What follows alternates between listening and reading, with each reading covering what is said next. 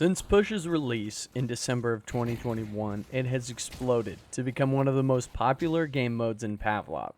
My name is Dino and I'll be your host.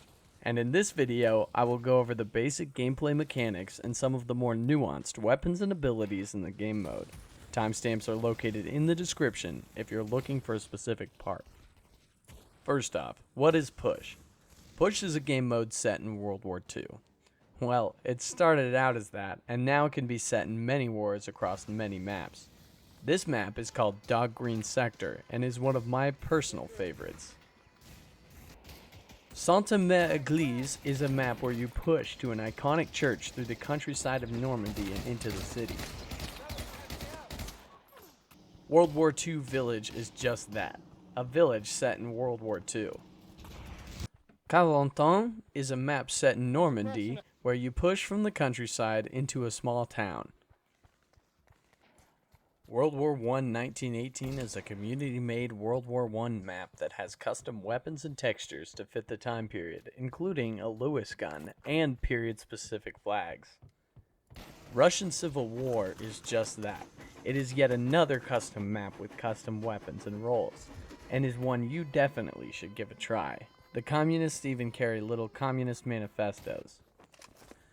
The core game mechanic in Push is sort of like Demolition. You usually have a few bomb sites marked in the sky with a big blue or red marker with a letter inside.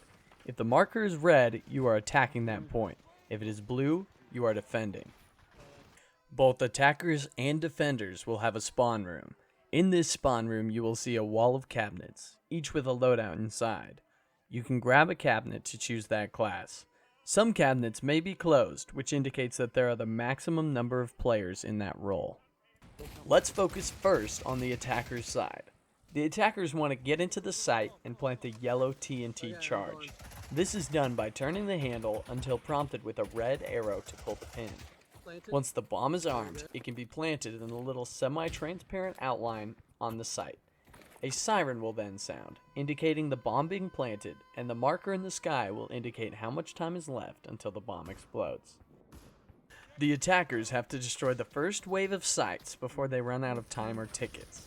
Each map has several sites to be destroyed, but they are split up into waves. When you have destroyed all the sites, you will have cleared the wave and reached a checkpoint. The game plays a tone when this happens, and if you die around the time the last site is destroyed, you will want to wait for this sound. This sound indicates when your spawn moves up and the enemy's spawn moves back to the next objective. This also is when your team will receive more time and more lives. The time and tickets left can be seen on the scoreboard menu.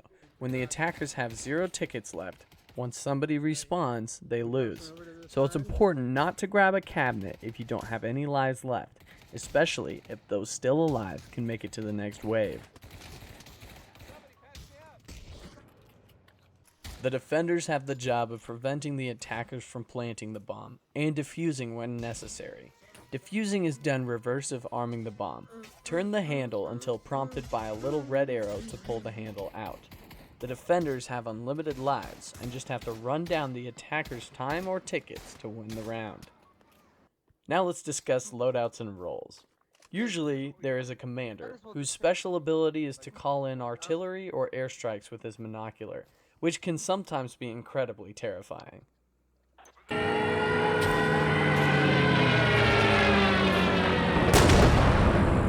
Then there's the engineer, who has a hammer that can build a variety of things, namely sandbags, wood barricades, and artillery stations.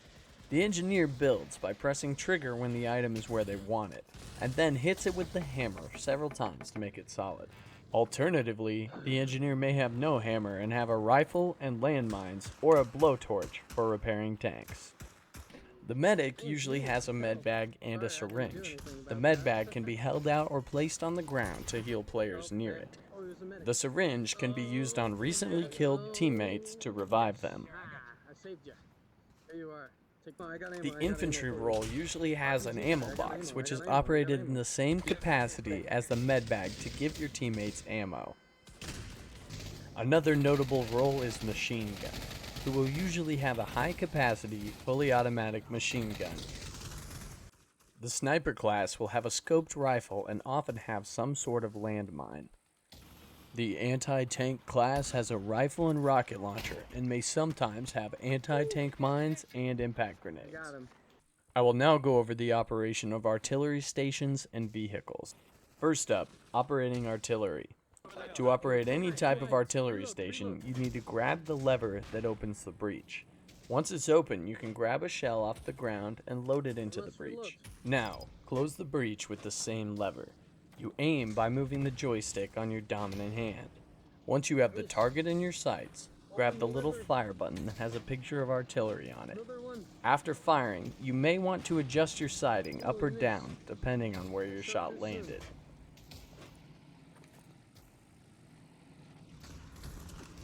Now we move on to tank operation. To enter the tank, grab one of the steps on the outside of the tank.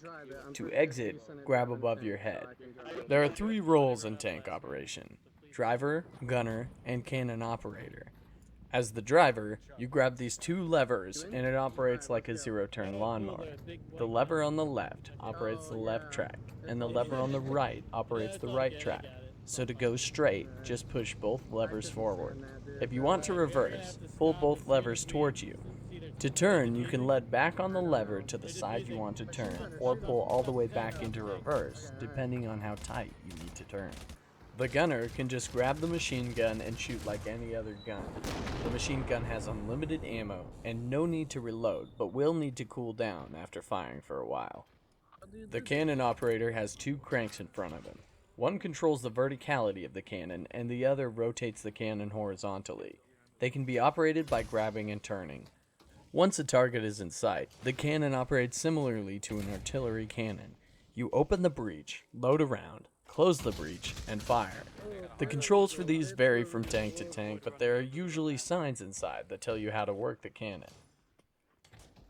Next up, we have personnel vehicles. These are just passenger vehicles that can be used to travel faster or perform drive-bys. These can be entered and exited by grabbing the door. To drive, grab the steering wheel and use the right trigger for forward and the left trigger for reverse.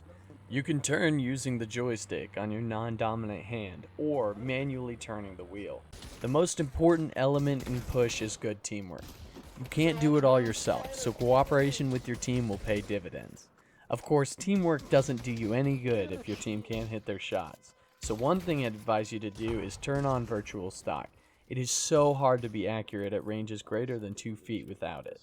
Another tip is to affix your bayonet if you have one. It could save your life and takes no effort at all. One final note I'd like to add is the scoring system. For your team to win officially, you must take more points as attackers than the other team. So even if you win as defenders and the attackers only take 3 out of the 8 objectives, if you only take 2 out of the 8 as attackers, then the other team wins. I hope this guide was useful, and I will see you on the battlefield.